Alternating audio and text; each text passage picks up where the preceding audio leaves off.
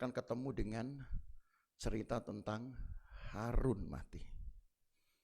Makanya saya katakan ini cukup unik, pasal ini mengisahkan diawali dengan kematian, ditutup ceritanya juga dengan kematian.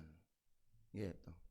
Saudara ingatkah pernah saya katakan kepada saudara bahwa hidup manusia itu juga sebenarnya dimulai dari kematian, gitu, dan diakhiri dengan kematian. Kapan kita hidup setelah ada kematian? Kematian dari sel hidup, gitu, yang disebut dengan spermatozoid. Begitu dia menabrak dinding rahim, maka hancur, matilah dia. Tapi karena tabrakan itu dihasilkanlah kehidupan. Jadi semua kita ini mati itu, hidup itu dari kematian datangnya. Kan luar biasa tuh saudaranya. Begitu juga di dalam penciptaan, saya pernah terangkan. Apa yang Tuhan ciptakan, yang ditumbuhkan dari tanah, itu selalu juga dimulai dengan kematian. Benih yang ditaruh di tanah, ditanam di tanah, dia akan mati dulu, baru akan mengeluarkan tunasnya. Tapi harus alami kematian. Begitu juga dalam cerita kehidupan rohani. Tidak ada kehidupan rohani kalau kehidupan yang lama tidak dimatiin dulu. Jadi semua kehidupan dimulai dari kematian. Begitu juga nanti kalau kita akan menjalani kehidupan kekal kita, dibangkitkan dengan tubuh kebangkitan, maka kata dibangkitkan dengan tubuh kebangkitan atau diubah dengan tubuh kebangkitan, itu harus ada proses kematian dulu terhadap tubuh yang fana. Jadi artinya ini bukan hanya ngarang-ngarang saudaranya, bahkan ilmu pengetahuan juga turut mengkonfirmasi semua kehidupan dimulai dari kematian. Tidak hanya kehidupan makhluk hidup yang lain, manusia juga. Jadi cerita ini, pasal 20 menuntun kita kepada kematian, itulah sebenarnya awal dari kehidupan yang harus dijalani dan direnungkan. Lalu ditutup dengan kematian Harun, karena akhir dari perjalanan manusia adalah kematian. Tapi percayalah saudara, kalau kita mati, kita nggak selesai ya. Maksudnya hidup kita nggak selesai hanya dengan kematian kita atau ditaruhnya jasad itu di dalam tanah. Tapi yang kita percaya di dalam Alkitab, setelah kematian kita itu ada kehidupan yang akan kita jalani selanjutnya. Tetap rumusnya sama. Di balik kematian ada kehidupan, gitu. Dan kemudian kalau kehidupan yang kita akan alami nanti bersama dengan Tuhan, itu sudah tidak ada lagi kematiannya. Karena sudah selesai, kematian sudah dicabut katanya, kata Alkitab. Dan kehidupan akan terus dimiliki oleh manusia tanpa lagi batasan waktu. Tetapi ada hal yang perlu direnungkan dari catatan ini antara kematian Miriam dan kematian Harun. Yang pertama adalah bahwa kematian Miriam ini terkesan seperti hanya pembuka cerita. Bahkan terkesan seperti sekilas info. Tidak ada tergambarkan di sana satu upacara kedukaan. Tidak ada bahkan semacam peringatan kedukaan atau penghormatan bagi orang yang sudah mati. Walaupun orang mati sih tidak akan tahu apa-apa saudara ya. Mau kita nyanyi, mau kita nangis, mau kita ketawa, orang mati tahu enggak? Bisa protes enggak dia? Kan enggak bisa. Tetapi kalau dibandingkan dengan Harun mati, tadi kan sudah kita baca, belum kita baca ya, Harun mati. Kita baca sekarang. Ayat 22. Mulai ayat 22. Setelah mereka berangkat dari Kadesh, sampailah segenap umat Israel ke Gunung Hor. Lalu berkatalah Tuhan kepada Musa dan Harun dekat Gunung Hor di perbatasan tanah Edom. Harun akan dikumpulkan kepada kaum leluhurnya, Sebab ia tidak akan masuk ke negeri yang kuberikan kepada orang Israel. Karena kamu berdua telah mendurhaka kepada titahku dekat mata air Meriba. Ya, saya disebutkan lagi mata air Meriba. Tadi sudah saya jelaskan di awal ya. Tempat ini pernah dikunjungi Israel dulu di 1 bulan pertama keluarnya mereka dari Mesir. Sekarang disebutkan lagi, tapi jaraknya itu sudah 38 tahun tadi kan. Lalu ayat 25. Panggillah Harun dan Eleazar anaknya, dan bawalah mereka naik ke gunung Hor. Tanggalkan pakaian Harun dan kenakan itu kepada Eleazar anaknya. Kemudian Harun akan dikumpulkan kepada kaum leluhurnya dan mati di sana. Lalu Musa melakukan seperti yang diperintahkan Tuhan. Mereka naik ke gunung Hor, sedang segenap umat itu memandangnya. Musa menanggalkan pakaian Harun dan mengenakannya kepada Eleazar anaknya. Lalu matilah Harun di puncak gunung itu. Kemudian Musa dengan Eleazar turun dari gunung itu. Ketika segenap umat itu melihat bahwa Harun telah mati, maka seluruh orang Israel menangisi Harun 30 hari lamanya.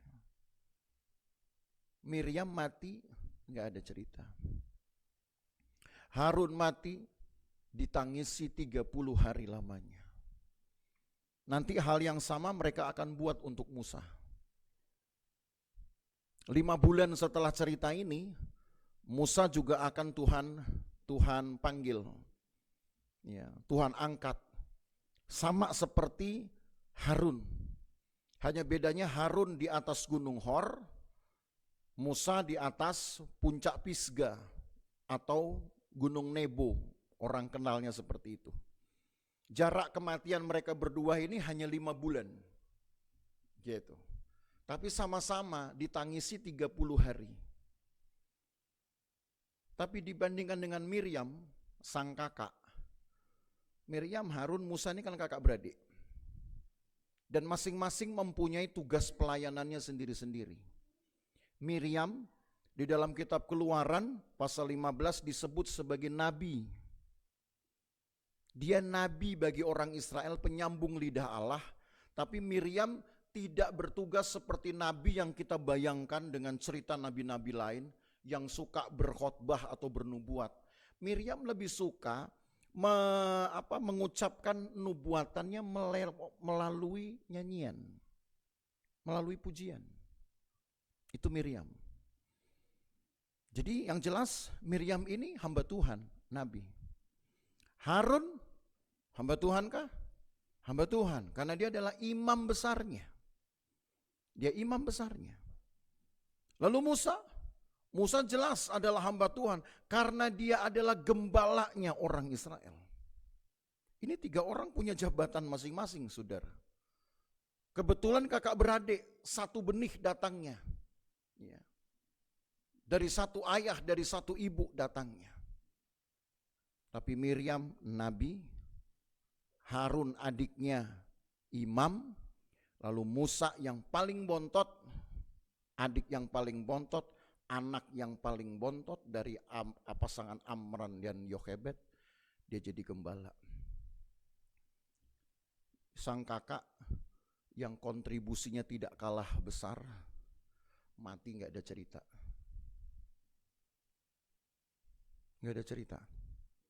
Harun masih ada sedikit cerita. Ditangisi 30 hari. Musa ceritanya lebih banyak. Orang Israel pernah malah mau bawa tulang Musa, tapi gak ketemu tulangnya. Gak ketemu. Kalau Harun cuma ditangisi tapi tulangnya gak dicari. Biarin aja, mau tulangnya hancur kayak gimana. Tapi waktu Musa mati, saudara, sampai tulang-tulangnya aja mau dicari, mau dikumpulin gitu ya. Gak ketemu. Tuhan gak izinkan tulangnya Musa ditemukan oleh orang Israel. Tapi Tuhan menunjukkan dari kakak ke adik, justru seolah yang mendapat tempat paling sebutlah yang paling besar di hati orang Israel adalah si adik, si Musa. Padahal yang paling banyak mengantar mereka kepada Tuhan, ya Miriam dengan Harun. Harun lebih banyak memimpin prosesi-prosesi peribadatan di tabernakel karena ia imam besar. Dan Miriam pasti akan menjadi penghubung dari kehendak Allah langsung dari mulutnya Miriam, karena Miriam nabi. Musa tuh hanya orang yang menerima order dari Tuhan. Kemarin minggu lalu sudah saya jelaskan. Apapun yang Tuhan mau bikin kepada orang Israel, selalu yang diajak bicara Musa. Berkatalah Tuhan kepada Musa. Dipanggillah Musa, lalu berkatalah Tuhan. Musa ini cuma melakukan saja kehendak Tuhan. Tapi pada dasarnya dia tidak mempunyai jabatan pimpinan strategis, boleh saya katakan gitu, yang menghubungkan orang Israel kepada Tuhan. Itu kerjaan imam, kerjaan kakaknya, abangnya, kerjaan Harun. Tapi yang punya tempat itu adalah Musa. Saudara tahu mengapa ketika saya renungkan ayat ini, saya melihat bahwa inilah cara penulis Alkitab memberikan kepada kita satu pembelajaran yang saya sebut dengan memaknai hidup. Kadang orang sudah memberikan hidupnya begitu rupa untuk apa yang dia geluti, yang dia cintai sepenuh-penuhnya. Tapi penghargaan tidak datang dari situ. Itu ironis sekali. Kita berikan semuanya, kita curahkan perhatian kita. Sampai kita nggak takut kehilangan modal-modal kita. Karena kita ingin di pekerjaan kita kah mungkin, atau di pelayanan kita mungkinkah, atau di apa sajalah aktivitas kita. Kita sedang punya satu visi untuk mengembangkan, menjadikan besar usaha kita, pekerjaan kita, pelayanan kita. Tapi bisa saja saudara, orang gak hormati kita. Kalau sudah gitu siapa yang mau disalahkan? Kira-kira. Apalagi kalau sudah bicara soal pelayanan misalkan. Saya sudah berikan sepenuh waktu di situ. Saya berikan bukan hanya pikiran saya, roh saya berikan di sana. Tahu-tahu di tempat itu tidak ada penghargaan sama sekali. Sementara yang menghubungkan umat Tuhan dengan Tuhan adalah si orang ini. Si Harun ini misalkan. Tapi dibanding dengan Musa, masih untung Harun ikut ditangisi 30 hari. Musa juga ditangisi 30 hari. Nanti toh kita akan sampai ke pasalnya. Tapi Harun saudara, enggak dicari-cari, enggak disembah-sembah orang Israel. Tapi kalau Musa, mereka berharap Musa masih datang. Mereka minta kepada Tuhan Musa itu untuk datang kembali ke kota mereka. Sampai hari ini. Sampai hari ini. Mereka mendambakan Musa datang. Harun gak dicari-cari. Ditangisi. Tapi tidak seperti cara orang Israel mengharapkan kedatangan Musa. Jadi Bapak Ibu Saudara, di dalam memaknai hidup ini satu hal yang harus kita pegang. Saya harap saudara betul-betul mengingat ini. Ya, memegang ini. Bahwa mengikut Tuhan tidak harus yang kita inginkan itu terjadi. Dalam mengikut Tuhan tidak harus yang kita dambakan itu terwujud. Ikut Tuhan itu yang jelas saudara dapatkan kebenaran saudara. Saudara dapatkan pengakuanmu sebagai tuayan Allah yang menyenangkan hatinya. Sampai situ saja. Ikut Tuhan itu yang jelas saudara dapat keselamatannya. Saudara dapat rumah kekalnya. Saudara akan dapat tubuh kebangkitannya. Saudara dapat sorganya. Kalau belum masuk sorga di dunia ini, saudara dapat kedamaiannya. Saudara dapat ketenangannya. Sementara damai dan tenang ini merupakan kondisi yang sangat mahal sekali, yang gak bisa dibeli oleh siapapun juga, saudara.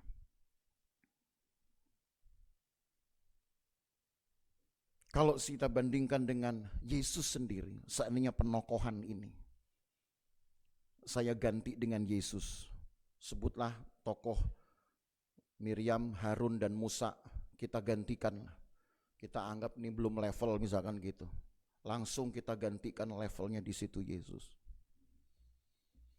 Apakah Yesus mengerjakan pekerjaan Bapa itu cocok dengan pikirannya, cocok dengan maunya.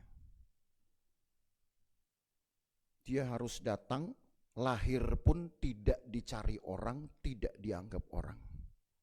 Mati pun mati karena ingin dilenyapkan orang. Bukan lahir dengan keadaan yang ditunggu-tunggu gitu ya, dipestakan, dan ketika mati juga dihormati, dilepas dengan upacara keagamaan atau kenegaraan misalkan. Lahir dan matinya Yesus itu tetap merupakan peristiwa yang ironis buat saya. Lahirnya pun dianggap sepi, matinya pun betul-betul tidak ingin dicatat dalam sejarah. Harus betul-betul dilenyapkan.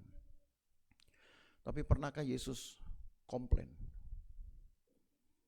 Waktu dia mengajar murid-muridnya, dia berkata bahwa makananku hanya satu, melakukan kehendak Bapa dan menyelesaikannya. Walaupun dia punya hak sebagai anak untuk meminta penundaan, itu yang dia ucapkan di dalam doa terakhirnya. Doa di malam sebelum Yesus ditangkap di Getsemani. Yesus berkata, kalau boleh lalukan cawan ini. Dia minta penundaan. Maksudnya dia pikirkan penundaan, kalau boleh katanya. Tetapi pada akhirnya dia serahkan semuanya kepada kehendak Tuhan dengan kalimat penutup dalam doanya. Bukan kehendakku yang jadi, tetapi kehendakmu.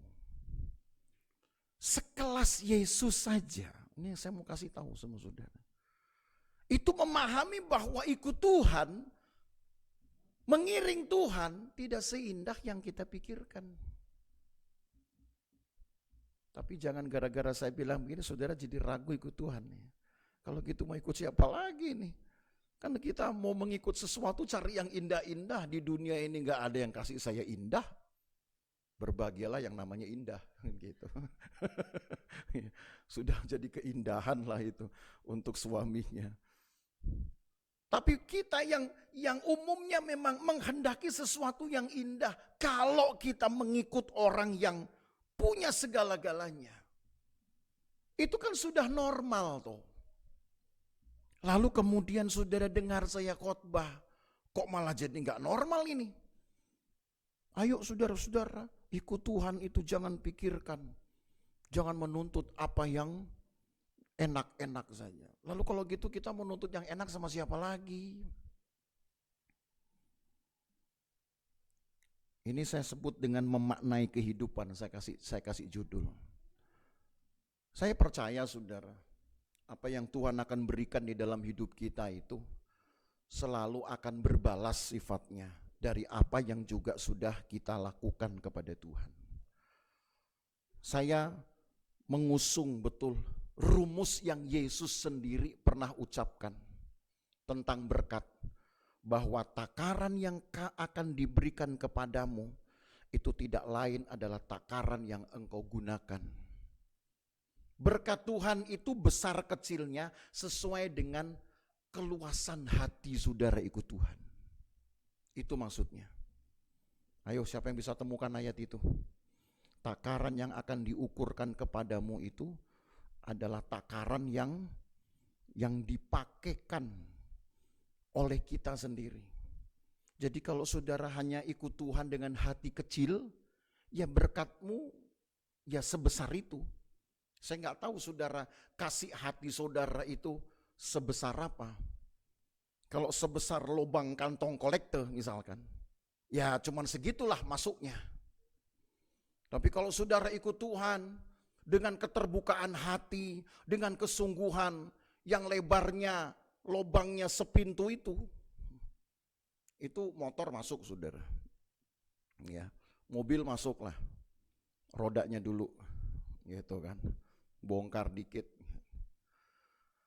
Maka saya percaya tanpa diminta, hidup orang percaya, hidup orang benar, hidup pengikut Tuhan itu pasti akan baik lah. Terjamin lah. Tapi bukan itu dulu yang dikejar. Bukan itu dulu yang ditargetkan. Jangan samakan ikut Tuhan itu dengan cara kita sedang mengejar target di dalam pekerjaan. Bedakan itu, saudara. Supaya ketika yang kita kejar, yang kita targetkan gak tercapai, saudara gak sakit hati. Ya seperti cerita ini. Untung Miriam dengan Harun ini masih satu benih, satu rumah. Sebutlah ketika Miriam mati diabaikan, mungkin orang tuanya sedih. Tapi ketika Harun mati, kemudian mendapatkan penghormatan, ya orang tuanya terhibur juga akhirnya.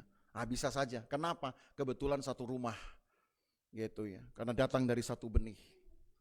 Tapi kalau seandainya ini terjadi dalam pengalaman hidup kita masing-masing, saudara lihat, ya ampun, ini kalau yang satu sakit misalkan begitu. Yang satu sakit, perhatiannya gede sekali. Gue sakit dibiarin aja nih, misalkan begitu. Wah, kadang muncul loh itu, saudara. Iri hati itu muncul, padahal belum tentu keadaan itu disengaja. Atau bisa saja memang Allah sedang menguji kita dengan keadaan itu. Ini orang mau tetap mengucap syukur atau hanya mau caper, kok caper? Ya cari perhatian sama orang lain. Atau cari perhatian Tuhan lah baiknya. Harusnya kan begitu. Paham maksud saya, saudaranya? Maka dengan cara inilah, saudara, kita akan dapat menyehatkan iman kita. Sehingga ikut Tuhan kita gak perlu terganggu dengan yang begini. Kalau enggak, saudara, makin terganggu kita. Kita bukan menyalahkan orang lain saja, yang kita salahkan Tuhan nanti akhirnya. Tuhan, you gak adil dong kalau gitu. Kalau cuma nyalahin orang masih gak apa-apa, saudara. Tapi kalau ikut Tuhan disalahkan, ikut-ikutan Tuhan disalahkan, saudara anggap Tuhan yang tidak adil, maka itu jadi berat loh urusannya. Jadi ketika hal itu saudara alami, ini memang ironis hidup. Life is not fair, kata orang. Hidup memang tidak adil. Ada yang pinter gak dipakai. Ada yang gak pinter malah dipakai. Oh, itu di dalam dunia organisasi sudah biasa. Gitu. Ada yang gak tahu apa-apa, cuman karena menang pengaruh nama besar bapaknya, cepat naiknya. Tapi yang udah merintis pekerjaan, yang sudah melatih keahliannya, karena gak punya backingan, saudara, dilupain orang. Itu sudah biasa terjadi. Betul atau betul? Apalagi di dalam gereja, tidak tertutup kemungkinan. Tapi kalaupun itu terjadi, saudara, lepas itu salah pengelolaan dari pemimpinnya, ya biarin aja, biarkan itu salah pemimpinnya. Tapi jangan sampai hatimu ikut salah, lalu Tuhan kita jadikan juga bersalah, maka nanti rohani kita pun jadi hancur dengan sendirinya. Itu baru dua hal. Masih ada dua peristiwa lagi, saudara, di dalam pasal 20 ini. Di antara kematian Miriam dan kematian Harun itu, maka orang Israel kemudian, mari kita lihat di ayat 2 sekarang. Bertengkar dengan Tuhan. Bertengkar dengan Tuhan. Tapi awalnya mereka bertengkar dulu dengan Musa dan Harun. Kita baca ayatnya, ayat 2. Pertengkarannya apa sih? Ayat 2, pada suatu kali ketika tidak ada air bagi umat itu, berkumpullah mereka mengerumuni Musa dan Harun. Bertengkarlah bangsa itu dengan Musa, katanya, sekiranya kami mati binasa pada waktu saudara-saudara kami mati binasa di hadapan Tuhan, mengapa kamu membawa jemaat Tuhan ke padang gurun ini, supaya kami dan ternak kami mati di situ? Mengapa kamu memimpin kami keluar dari Mesir, untuk membawa kami ke tempat celaka ini, yang bukan tempat menabur, tanpa pohon ara, anggur dan delima, bahkan air minum pun tidak ada. Tidak ada air minum loh, saudara. Cuman perkaranya tidak ada air minum. Kalau di dalam peristiwa pertama yang diceritakan lebih kurang 38 tahun yang lalu tadi saya katakan, yang di dalam kitab Keluaran pasal yang ke-17, itu bukan tidak ada air minum, tetapi sumber air pahit. Hampir mirip dengan ini. Sumber airnya pahit. Tapi kalau ini tidak ada air minum. Terus ayat 6, maka pergilah Musa dan Harun dari umat itu ke pintu kemah pertemuan, lalu sujud, kemudian tampaklah kemuliaan Tuhan kepada mereka.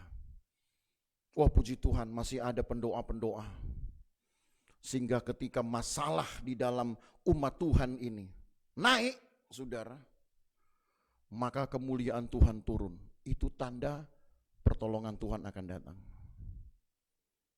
Jadi memang segala sesuatu, kalau kita ingin meminta, sejengkel-jengkelnya mungkin, saudara mengharapkan sesuatu nggak dapat-dapat, tetap jangan lupa untuk berdoa. Daripada sudah jengkel, berdoa pun tidak.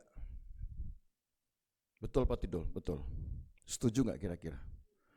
Lebih bagus sejengkel-jengkelnya saudara, tetaplah berdoa.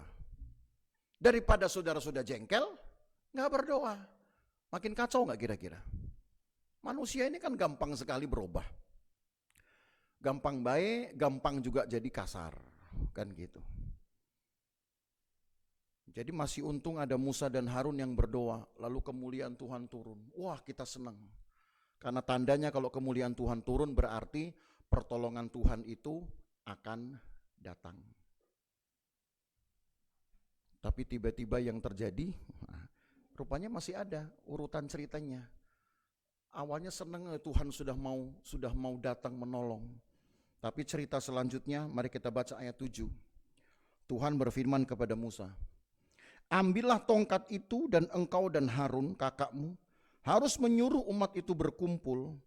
Katakanlah di depan mata mereka kepada bukit batu supaya diberinya air. Demikianlah engkau mengeluarkan air dari bukit batu itu bagi mereka dan memberi minum umat itu serta ternaknya. Perintah Tuhan ada dua, saudara ya. Apa yang pertama? Ambillah tongkat itu. Satu tuh. Jadi Tuhan tetap suruh Musa pegang tongkatnya. Ambil ya tongkat itu. Engkau dan Harun kakakmu harus menyuruh umat itu berkumpul. Lalu apa? Katakan di depan mata mereka kepada bukit batu supaya diberinya air. Jadi perintah Tuhan kepada Musa dua. Ambil tongkatmu, lalu katakanlah kepada bukit batu untuk mengeluarkan air. Dua ya perintahnya. Sama Musa dibuat lain. Coba kita lihat ayat 9. Lalu Musa mengambil tongkat itu dari hadapan Tuhan. Sudah betul toh? Kan Tuhan bilang ambil tongkat. Ya, sudah betul Musa. Seperti yang diperintahkan kepadanya. Ketika Musa dan Harun telah mengumpulkan jemaah itu di depan bukit batu itu, berkatalah ia kepada mereka, dengarkan kepadaku hai orang-orang durhaka, apakah kami harus mengeluarkan air bagimu dari bukit batu ini? Sesudah itu Musa mengangkat tangannya, lalu memukul bukit batu itu dengan tongkatnya 2 kali, maka keluarlah banyak air sehingga umat itu dan ternak itu dapat minum. Ya Tuhan tetap peduli dengan jemaatnya. Tuhan pasti akan menolong umatnya. Itu tandanya jemaat Tuhan tidak perlu ragu ikut Tuhan. Yang saudara minta walaupun mungkin minta rada jengkel, tapi kalau engkau berdoa Tuhan kasih kok. Amin gak sih? Iya, kok saudara ragu? Gitu. Kayaknya bener apa enggak gitu. Maka lebih bagus sebelum jengkel berdoalah saudara. Loh iya, kenapa? Karena belum tentu dalam keadaan jengkel bisa berdoa. Kan tadi saya bilang sejengkel-jengkelnya jangan lupa untuk berdoa. Tapi lebih baik jangan jengkel supaya engkau tidak batal berdoa. Orang kalau udah jengkel susah berdoa. Betul nggak kira-kira? Tanya sama yang pernah jengkel. Gitu. Belum tentu bisa berdoa kalau udah jengkel, saudara. Ya pendeknya Tuhan pasti akan menolong umatnya lah. Sesusah apapun umatnya, semenderita apapun umatnya, berteriak minta tolong kepada Tuhan, sekali waktu Tuhan tolong. Makanya jangan pernah putus asa, jangan pernah putus harap. Tapi tadi saudara lihat cara Musa benar apa salah? Ayo, cara Musa benar apa salah? Tuhan bilang ambil tongkat, lalu katakan kepada bukit batu untuk mengeluarkan air. Yang Musa buat di ayat 11 apa? Baca lagi.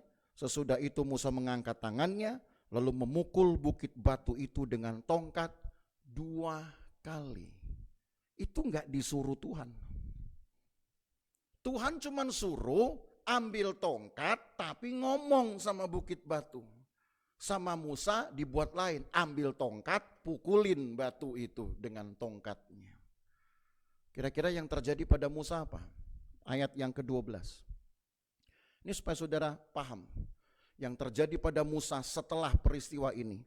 Tuhan berfirman kepada Musa dan Harun, karena kamu tidak percaya kepadaku dan tidak menghormati kekudusanku di depan mata orang Israel. Itulah sebabnya kamu tidak akan membawa jemaah ini masuk ke negeri yang akan kuberikan kepada mereka. Saya baca ayat ini antara bengong, tidak terima, terharu, komplain. Musa tidak berbuat dosa. Musa sedang tidak melakukan penyelewengan. Musa tidak korup. Musa tidak membunuh. Musa tidak menipu orang. Musa tidak mencuri. Musa tidak bikin dosa-dosa amoral. Tidak bikin dosa-dosa sosial. Cuman hanya salah melakukan kehendak Tuhan. Ambil tongkat lalu ngomong. Musa salah. Musa ambil tongkat lalu pukul. Toh air keluar kok. Toh Tuhan tetap memberikan air. Betul. Karena yang Tuhan utamakan adalah umatnya. Yang Tuhan utamakan itu adalah jemaatnya, pengikutnya. Tapi untuk seorang pemimpin, salahnya pemimpin tidak perlu tahu salahnya itu hanya karena salah kelupaan. Gak mau pusing salahnya itu sebenarnya hanya mungkin karena lagi stres saja. Kan stres Musa ini saudara. Bertengkar sama orang Israel kan stres. Makanya pemimpin itu selalu stresnya beratnya tuh di situ. Tadi pagi agak siang, saya melayani di satu tempat lain di Jakarta Utara. Lalu lama sudah ada yang lama gak ketemu saya. Dia bilang, "Om, kok kurusan?" katanya gitu. Ini kata orang itu loh ya. Saudara gak usah komplain. Gitu. Itu katakanlah sudah cukup lama, sudah 1 tahun gak ketemu. "Om, kurusan." Lalu sebelahnya bilang, "Enggak Om Haniel mah dari bulan ke bulan, tahun ke tahun gini aja badannya," katanya gitu kan. Gitu. Terus ada yang satu bilang, "Enggak deh, kayaknya Om gemukan nih." Jadi 3 pendapat nih saudara. Kurus, biasa-biasa aja, gemuk. Saudara tahu nggak di meja makan gitu, karena kita lagi makan habis kebaktian, saya diajak makan. Ini bertiga ini jadi ribut sendiri, memperdebatkan Om Haniel ini sebenarnya kurus biasa-biasa aja atau gendut. Saya yang makan enak. Mereka bertiga ribut, enggak kurus, enggak gemuk gitu. Saudara ngerti maksudnya? Kadang ngeributin yang nggak penting saudara, gitu. Itu jadi kayak lebih asik dari makan. Saya sih makan aja. Mau mereka bilang kurus mau gemuk, pokoknya kan saya enjoy aja. Orang saya makan gitu kan. Saya nggak bilang, "Oh ya yang kamu benar, kamu salah," nggak perlu. nanti malah ikut berantem. Kadang orang begitu, sibuk dengan memikirkan orang lain, saudara. Sampai akhirnya yang kita harus lakukan gak selesai, gitu. Gak selesai. Nah, Musa rupanya terlampau sibuk mikirin umatnya. Ini kok gara-gara air aja sampai harus mau minta pulang ke Mesir. Gara-gara air saja sampai mereka bertengkar. Sampai mereka kemudian mengata-ngatai Musa. Di dalam ayat ini mungkin saudara gak ketemu kata mengata-ngatai Musa. Saya bandingkan dengan kesaksian pemazmur. Supaya saudara tahu apa yang Musa itu hadapi. Mazmur 106. Kalau di dalam kitab bilangan ini laporannya nggak begitu lengkap. Tetapi kesaksian dari seorang pemazmur di Mazmur 106. Kita baca dari ayat yang ke 32 dan 33. Saudara akan dapati di sini satu keadaan yang lebih menegangkan dari cerita di bilangan 20 tadi. Mazmur 106 ayat 32, mereka menggusarkan dia dekat air Meriba. Sehingga Musa kena celaka karena mereka. Sebab mereka memahitkan hatinya sehingga ia teledor dengan kata-katanya. Coba orang Israel ini rupanya gak cuma bertengkar masalah air. Tetapi memahitkan hati Musa dengan kata-katanya. Kita gak pernah tahu apa. Karena di dalam kitab bilangan 20 gak diceritain. Kata-kata pahit apa yang membuat Musa jadi pahit hati. Gak dikasih tahu. Tapi yang jelas pemazmur berkata bahwa Musa itu akhirnya pahit hati. Dan karena Musa terlalu mikirin orang Israel, saudara. Akhirnya apa yang Tuhan suruh, Musa gak dengar lagi. Kesian loh saudara. Saya sempat ikut komplain. Aduh Tuhan, ini Musa gak bikin kesalahan fatal kok. Gak bikin kesalahan berat. Kenapa hanya gara-gara begini Musa tidak boleh masuk tanah Kanaan?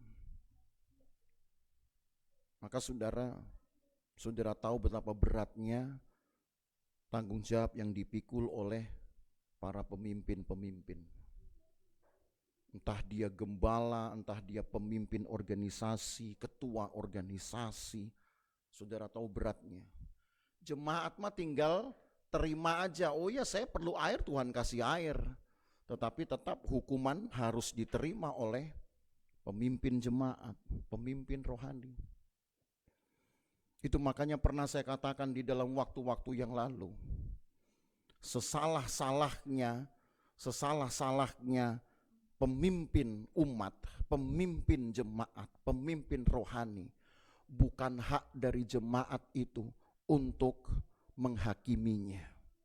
Karena biarkan Tuhan yang menghakimi para pemimpin. Nggak boleh jemaat.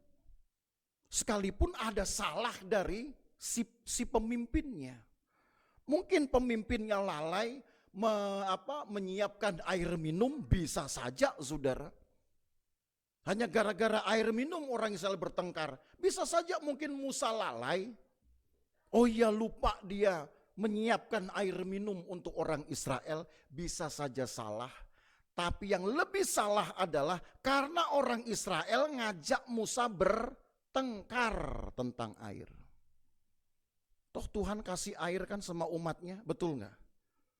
Kasih, tapi Tuhan kasih pengampunan gak sama Musa? Enggak. Enggak banding. Enggak banding saya katakan. Umat Tuhan menyalahkan Musa karena enggak ada air, diajak bertengkar, toh ujung-ujungnya umat Tuhan dapat air, tapi Musa enggak dapat apa-apa. Tanah perjanjian pun dia enggak dapat. Dia hanya naik ke Gunung Nebo, gitu. 5 bulan peristiwa ini baru tergenapi, saudara. Tunggu Harun dulu yang mati, baru setelah itu 5 bulan Musa mati, dan dalam hitungan hari, nanti saya kasih detailnya ya minggu-minggu depan. Begitu Musa mati, Maka perjalanan orang Israel menyeberang sungai Yordan, masuk tanah Kanaan, itu hanya tinggal 75 hari lagi. Hanya tinggal 2 bulan setengah. Jadi Musa ini hanya tinggal menyisakan 2 bulan setengah tok loh saudara. Berhenti dia di situ dan tidak boleh masuk tanah Kanaan. Hanya gara-gara apa? Gara-gara diajak berantem sama orang Israel. Makanya saudara sayangilah pemimpin-pemimpin saudara. Ya bukan saya minta disayangi, nggak usah saudaranya. Kenapa? Karena sesalah-salahnya pemimpin ini, toh nanti jemaat tetap diberkati Tuhan. Ini rumusnya. Malah pemimpinnya akan dihukum Tuhan. Jadi jangan ditambahi lagi lah kesusahan dari pemimpin ini sama kelakuan jemaat. Jemaat tetap diberkati Tuhan kok saudara. Malah pemimpinnya yang melongo aja. Ya gue gak dapet. Kesian. Nah saudara begini gak bilang kesian, bilangnya malah amin. Haleluya. Giliran tadi amin gak disebutin gitu. Jadi Bapak Ibu Saudara tahu kan memaknai hidup seperti apa. Ketika mungkin kita dianggap, kita anggap bahwa orang lain telah membuat saya rugi. Orang lain telah membuat saya nggak bisa dapat apa-apa. Termasuk kayak orang Israel. Gara-gara Musa saya nggak bisa minum. Misalkan gitu. Sebutlah keadaan itu membuat saudara marah. Tapi nggak usah saudara tambahi lagi dengan mengajak bertengkar. Nggak usah lagi saudara tambahin dengan ribut-ribut. Diem aja. Nanti toh Tuhan berkati jemaat. Senang? Tuhan berkati jemaat kok. Gitu. Dan itulah cara kita memaknai hidup. Daripada kita ajak bertengkar, mungkin saudara bilang, jemaat diuntungkan banget nih. Udah ngajak Musa bertengkar, tapi tetap dapat air. Iya, betul. Jemaat sangat diuntungkan, tapi kelakuan jemaat membuat pemimpin-pemimpin dirugikan. Paham gak kira-kira? Makanya saya bilang, Tuhan enaknya jadi jemaat. Kenapa? Karena dinomorsatukan oleh Tuhan. Dibela Tuhan. Tapi pemimpin-pemimpin salah dikit dihukum. Salah dikit loh. Ini berulang kali saya baca. Saya memang kira-kira Musa ada bikin dosa lain gak sih? Nggak ada. Musa gak bikin dosa lain. Bahkan saya katakan hal ini sebenarnya gak boleh dianggap dosa dong. Tapi buat Tuhan, apa yang Musa buat itu sudah dianggap dengan melanggar kekudusan. Maka kalau baca ini saudara kadang ada juga ternyuhnya saya. Saya bilang, Tuhan berat amat gitu ya. Sementara siapa sih yang pengen jadi pemimpin jemaat? Gak ada yang pengen, gak dapat apa-apa saudara. Ya, dapatnya kadang-kadang dimaki-maki ya, gitu ya. Boro-boro didoain. Ya, kalau didoain sih puji Tuhan lah ya. Tapi saya percaya kalau saya pasti didoain sama saudara. Ya, betul nggak sih? Ya, kalau ibu-ibu pasti doain lah gitu ya. Ya kalau nggak didoain, minggu depan masih doa lagi pasti didoain. Nggak dapat apa-apa loh saudara. Nggak ada yang pengen. Musa udah berkali-kali menolak kalau saudara lihat ceritanya. 40 tahun dia di Midian, dia berkali-kali menolak untuk menjadi pemimpin Israel. Memimpin masuk ke tanah Kanaan, nggak mau dia. Dan ternyata ini kalau saya coba jadi Musa saudaranya, lalu saya coba mendramatisasi cerita ini. Dulu saya nggak mau nolak mau jadi pemimpin Israel. Sekarang setelah 40 tahun kurang 2 bulan setengah saya nggak masuk Kanaan. Kira-kira yang bergejolak di hati saya kira-kira apa? Saudara bisa tebak gak? Yang bergejolak di hati Musa kira-kira apa? Tahu gitu kan gua gak iyain tuh kemarin. Pasti begitu saudara Musa ini. Tahu gitu 40 tahun yang lalu saya gak terima ini. Gak akan saya iyain ini. Ujung-ujungnya saya gak masuk juga. Hanya gara-gara ini. Paham ya maksud saya saudara? Bisa paham? Saya ternyuh saudara. Saya sampai merenungkan, Tuhan maunya apa begini. Kasihan dong Musa. Musa sudah berjuang begitu rupa untuk memimpin orang Israel 40 tahun kurang 2,5 bulan loh saudara. Nanti kita hitung sama-sama setelah kita lewatin pasal-pasal yang banyak. Hanya tinggal 75 hari lagi orang Israel masuk Kanaan, Musa suruh naik ke Gunung Nebo. Sampai mati di sana. Hanya lihat orang Israel masuk menyeberang sungai Yordan. Mungkin hatinya di situ antara menangis dan teriak, saya nggak tahu deh. Kenal Alkitab nggak cerita. Mungkin dia komplain sama Tuhan, tuh Tuhan 40 tahun yang lalu tau gitu saya nggak terima dong. Saya nggak iyain dong.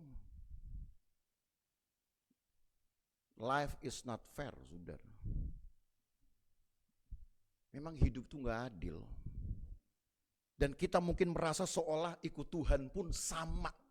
Nggak adil juga. Anggaplah kita berkomentar seperti itu. Tapi jangan sampai terucap dari mulut ini, Allah tidak adil. Allah itu adil. Buktinya umat Tuhan bertengkar sama Musa gara-gara minum, tetap juga dikasih minum kok. Berarti Tuhan adil nggak? Cuman bagaimana kita memaknai hidup ini aja. Sabar aja, ngalir aja. Nggak usah kasak kusuk dan bikin ribut yang makin besar. Toh Allah akan berkati jemaat. Sesalah-salahnya pemimpin, saudara. Sesalah-salahnya gembala. Jemaat akan tetap diberkati Tuhan. Loyal. Ini buktinya kok. Jemaat tetap dikasih air. Jadi dengan begitu, belajarlah kita untuk selalu memberi tempat kepada siapapun di dalam pikiran, di dalam hati kita. Minimal untuk kita doakan. Ketika kita tahu ada orang yang salah, satu orang yang salah, gak usah diajak makin panas. Doain aja orang itu. Toh kita juga akan diberkati Tuhan kok, saudara. Deal gak ini? Deal? Kalau deal, saya tutup khotbahnya. Kalau belum deal, saya lanjutin. Ayo pilih yang mana. Masih ada satu peristiwa lagi. Tapi saya singkatin aja ya. Peristiwa yang ketiga itu mulai ayat 14 sampai ayat 21. Masih di bilangan 20. Disinilah kemudian saya kira Tuhan berikan tuayan terhadap kesalahannya orang Israel. Memang awalnya hanya Musa kena hukuman, tapi kalau saya bandingkan tetap yang Tuhan kasih ganjaran kepada umatnya sih enggak sesadis, saya katakan, enggak sesadis kepada Musa. Nah, di cerita ini nanti saudara baca di rumah ya. Kalau saya baca takutnya akan makan waktu ya. Orang Israel kan mau lanjut ke ke Gunung Hor. Jadi kan ini ceritanya dari Kades. Lalu kan mereka mau ke Gunung Hor, karena di Gunung Hor itu nanti Harun mati di situ toh. Nah, dalam perjalanan itu dari Kades ke Gunung Hor itu jalannya harus menyusuri agak melengkung karena ada Laut Merah di situ yang harus mereka kitari, saudara ya. Kalau di petanya, saya lupa sekali untuk nyiapin petanya. Ntar minggu depan saya kasih petanya sama saudara. Jadi dia harus melingkar begini, kayak tapal kuda begitu. Kades Barnea ada di titik ini gitu. Sementara Hor itu ada di titik atasnya. Tapi nggak bisa jalan begini. Dia harus jalannya agak melingkar, memutar. Nah, dalam perjalanan itu di tengah-tengah itu mereka harus melewati daerah yang dikuasai oleh orang Edom namanya. Edom ini adalah keturunan dari kakaknya Yakub, Esau. Ishak punya 2 anak, namanya Esau dan Yakub. Esau melahirkan bangsa Edom, Yakub melahirkan bangsa Israel. 2 bersaudara kan ini, kakak beradik kan ini. Nah, ketika Israel mau melewati daerah abangnya sendiri, tahu ceritanya apa? Nanti saudara baca. Abangnya bilang gini, nggak boleh lewat tanah kami. Muter lagi sana. Muter lagi yang lebih jauh lagi. Orang Israel berkata begini, kami bayar deh. Setiap kami tapaki tanahmu, lu hitung aja kita bayar. Nanti kalau seandainya kami minum air, kami ambil dari wilayahmu, kami beli itu air. Kami ketemu binatang liar, kami tangkap, kami makan, kami bayar itu binatangnya. Orang Israel ngomong begitu. Pokoknya kami sewa setiap meter dari tanah yang kami lalui, tarifin aja, kita bayar. Tetap orang-orang Edom bilang apa? Enggak boleh lewat tanah kami. Muter saja sana. Dan betul saudara, saya baca ini sebagai ayat terakhir di ayat yang ke-21. Langsung ayat 21 saja. Ketika orang Edom tidak mau mengizinkan orang Israel lalu dari daerahnya, maka orang Israel menyimpang meninggalkannya. Perjalanan mereka menjadi lebih panjang. Dan nanti minggu-minggu depan saya ceritakan, karena perjalanan mereka lebih panjang, lebih lagi memutar, mereka akan mendapat masalah yang baru di situ. Tapi saya merenungkan, mungkin inilah hukuman Tuhan untuk Israel gara-gara tadi ngajak Musa bertengkar. Tapi tetap hukuman ini gak sebanding dengan yang Musa terima. Toh orang Israel tetap diberkati Tuhan.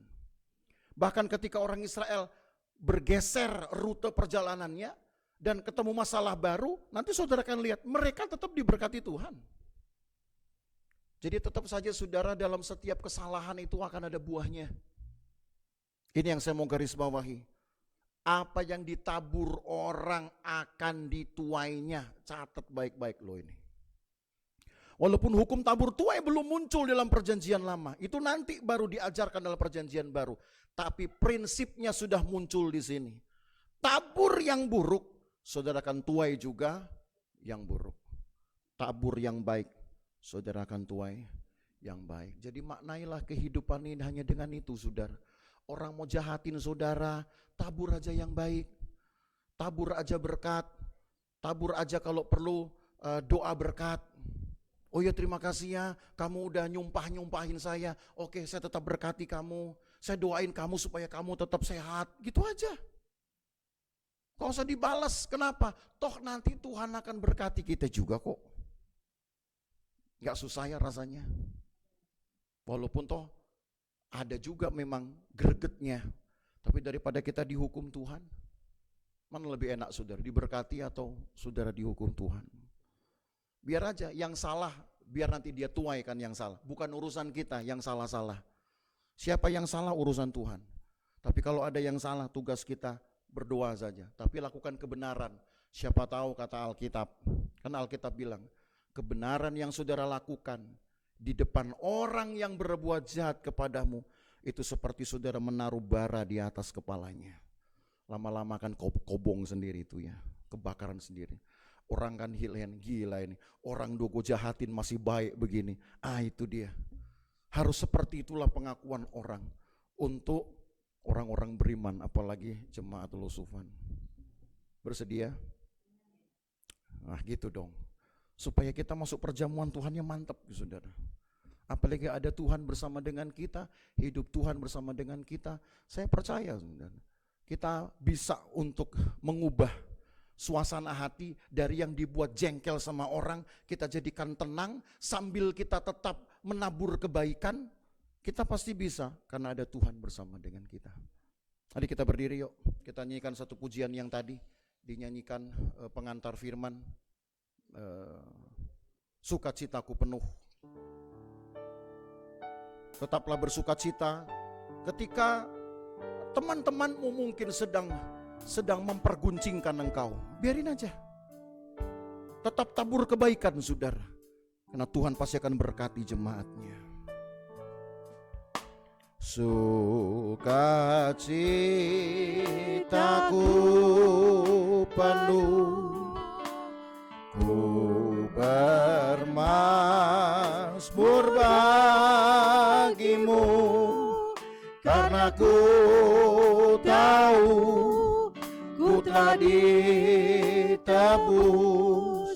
oleh curahan darahmu.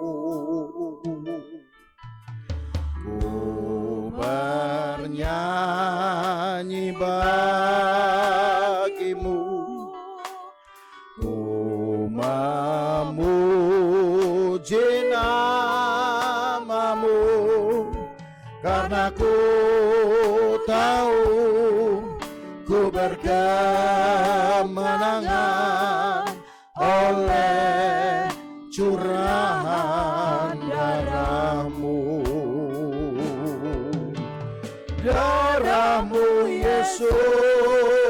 sucikan aku. Darah-Mu Yesus bebaskanku. Darah-Mu Yesus ubahkan daku, ku dijadikan baru. Walaupun hidup memang tidak seindah yang kita pikirkan, tapi kalau kita belajar menerima kehendak Tuhan atas hidup kita, termasuk di dalam pengalaman-pengalaman yang pahit, saya percaya Tuhan pasti tetap akan beserta. Kita nggak tahu rencana Tuhan buat kita apa, saudara. Mungkin Tuhan melatih kita kesabaran. Tuhan mungkin juga ingin melatih kita untuk peka. Sebenarnya yang dibutuhkan oleh kita itu apa? Kita hanya butuh orang perhatikan kita, atau Tuhan yang perhatikan kita. Bisa saja semua pengalaman yang tidak menyenangkan ini Tuhan izinkan supaya kita yang belajar memaknai hidup. Apa sih yang kita cari di dalam dunia? Mau cari pujian untuk orang lain atau pujian kepada Tuhan? Mau cari maunya saya atau mau cari kehendak Tuhan?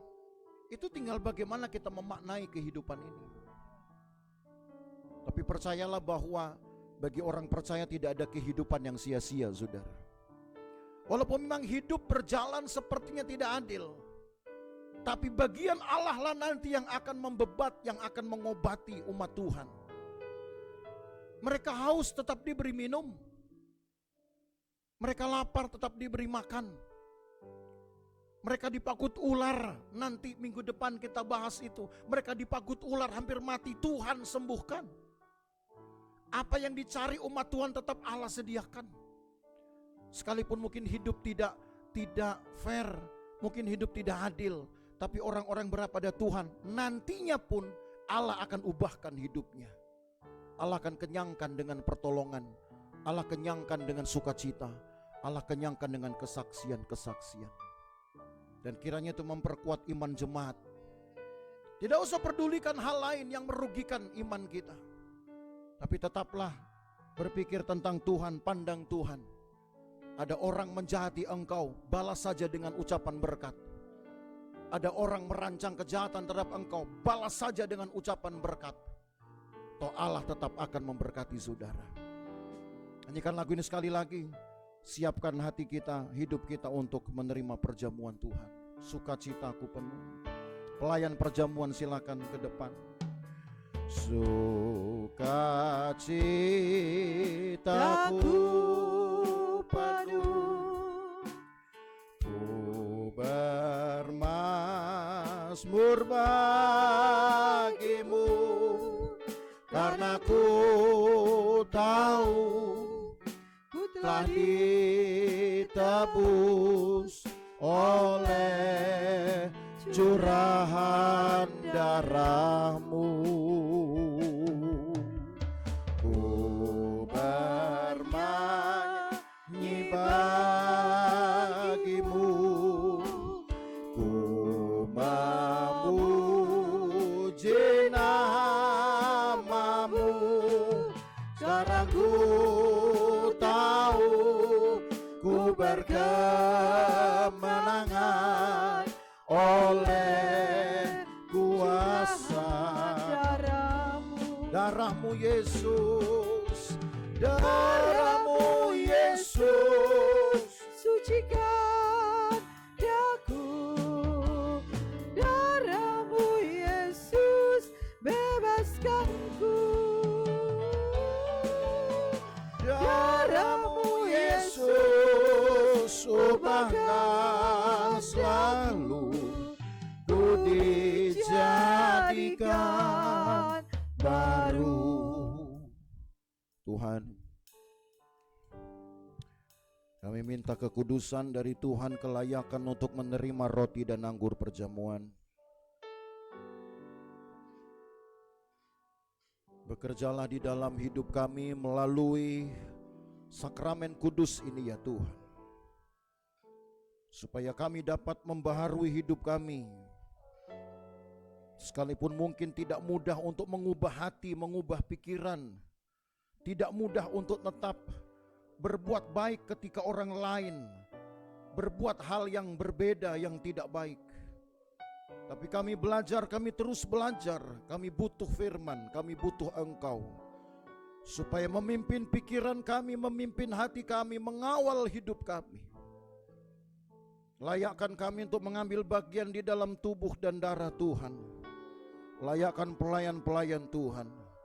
Berkati roti dan anggur yang akan kami makan minum bersama, menjadi persekutuan dengan tubuh dan darah Kristus, untuk mendatangkan kuasa, membaharui hati dan pikiran kami. Di dalam nama Tuhan Yesus Kristus, kami akan terima roti dan anggur perjamuan ini. Haleluya. Amin. Saudara silakan duduk, saudara tinggal menunggu dilayani. Sukacitaku penuh, ku bernyanyi bagimu, karena ku tahu ku telah ditebus oleh curahan darahmu. Ku bermazmur bagimu, ku mamu,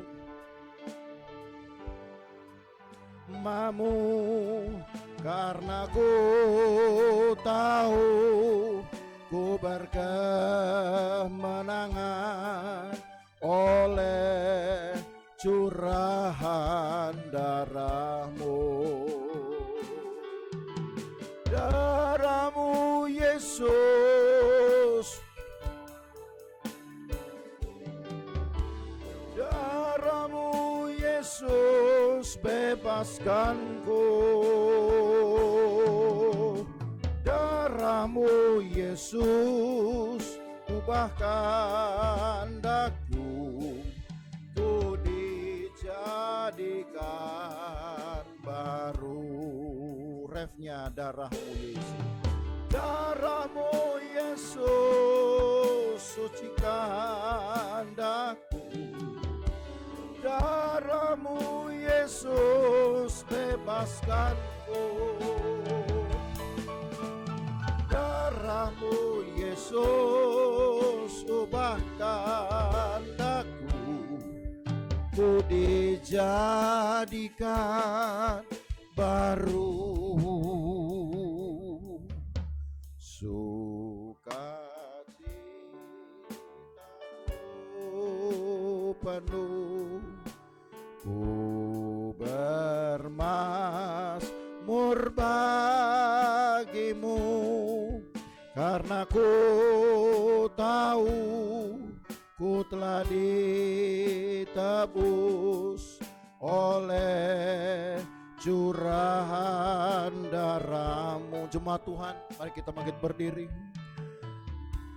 Bernyanyi bagimu, ku memuji namamu, karena ku tahu ku berkemenangan oleh curahan darahmu. Darahmu Yesus, darahmu Yesus sucikan daku. Darahmu Yesus bebaskanku.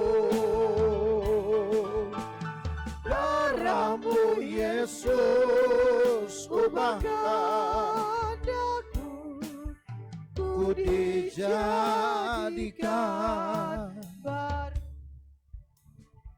Mari angkat roti di tangan saudara. Dengarkan dulu firman Tuhan.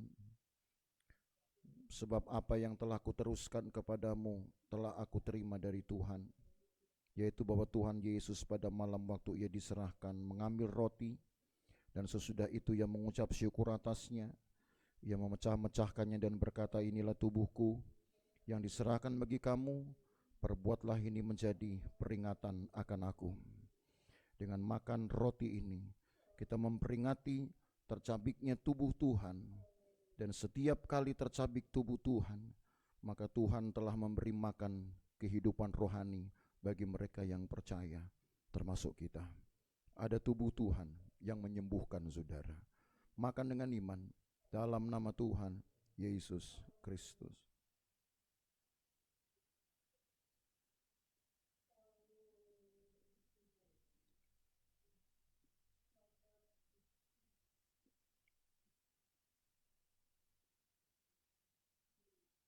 Angkat tangan kanan saudara dengan cawan di tanganmu. Demikian juga ia mengambil cawan sesudah makan, lalu berkata, cawan ini adalah perjanjian baru yang dimeteraikan oleh darahku. Perbuatlah setiap kali kamu meminumnya menjadi peringatan akan aku. Sebab setiap kali kamu minum cawan ini, kamu memberitakan kematian Tuhan sampai ia datang. Di dalam kematian Tuhanlah hidup kita didapatkan.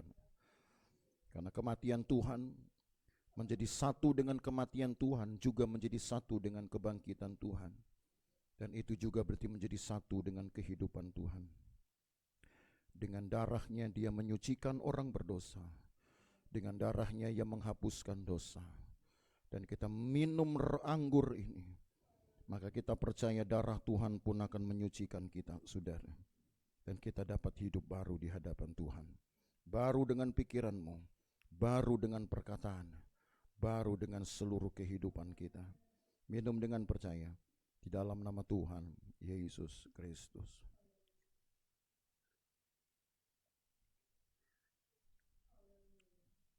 Haleluya.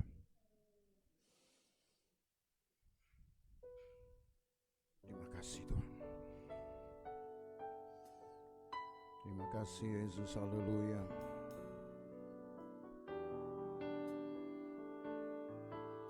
Jala malam masih. Jala malam masih. Haleluya, haleluya, haleluya, haleluya. Haleluya, haleluya, haleluya. Gelamas. Haleluya, haleluya, haleluya, haleluya, haleluya. Haleluya, haleluya, haleluya, haleluya, haleluya. Haleluya, haleluya, haleluya. Haleluya, haleluya, haleluya, Yesus.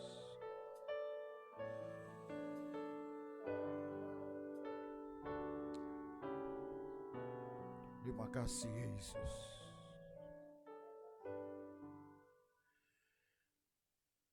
Terima kasih Tuhan. Haleluya.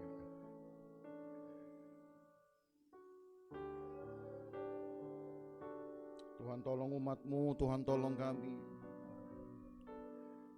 Tuhan tolong kami, Tuhan pulihkan kami, Tuhan tolong umat-Mu. Berkati mereka Tuhan Yesus. Sertai bagari umat-Mu Tuhan Yesus. Pagari dan jagai mereka Tuhan. Bukan hanya penjagaan atas tubuh kami, fisik kami. Jagai pikiran dan hati, kawali pikiran dan hati. Haleluya, haleluya. Terlebih kawali hati kami, kawali batin kami, kawalilah mulut kami. Karena mungkin terlampau mudah kami menggunakan mulut ini untuk membalas perlakuan orang. Kawali Tuhan. Kami ingin tetap menjadi berkat lewat perkataan kami. Sekalipun mungkin orang lain melakukan hal yang jahat, tapi kami ingin menjadi berkat bagi mereka. Mungkin kami rasa itu hal yang berat dan susah dilakukan. Tapi pada kami ada hidup dan hidup Tuhan, ada tubuh dan darah-Mu. Kami percaya Tuhan memampukannya. Tuhan memampukannya. Lindungi umat-Mu hari ke hari, pagi hingga pagi hari. Lindungi umat-Mu ketika mereka ada di luar rumah. Lindungi umat-Mu ketika mereka ada di dalam rumah. Lindungi ya Tuhan ketika mereka bekerja. Lindungi ketika mereka beristirahat. Pagari ya Tuhan, sejahterakan umat-Mu, cukupkan mereka dengan kebutuhan-kebutuhan hidup. Berkati mereka sesuai dengan jeri lelah mereka.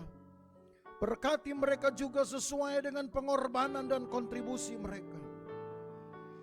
Bagian Allah lakukan sesuai dengan firman-Mu. Bagian kami umat-Mu kami lakukan sesuai juga dengan firman-Mu. Terima kasih Tuhan Yesus. Lagi sekali sertai kami. Kami akan pulang sebentar juga, Tuhan tetap jagai kami. Jagai dalam perjalanan jauh maupun dekat. Jagai dalam perjalanan-perjalanan dengan kendaraan atau berjalan kaki. Jagai kami ya Tuhan, di waktu terang maupun gelap, di waktu siang maupun malam. Dan kami akan pulang dengan bawa berkat Tuhan ini, menerima berkat Tuhan ini. Maka Bapak Ibu Saudara sekalian pulang dengan bawa berkat dari Allah Bapa, kasih sayang dalam persekutuan dengan anaknya Yesus Kristus, penyertaan Roh Kudus memelihara kita dari hari ini sampai selama-lamanya. Dan berkat ini kita terima di dalam nama Tuhan Yesus Kristus. Segala kemuliaan hanya bagi Tuhan. Segala hormat pujian hanya bagi Tuhan. Kuasa dan kemuliaan hanya bagi Tuhan. Segala kemuliaan,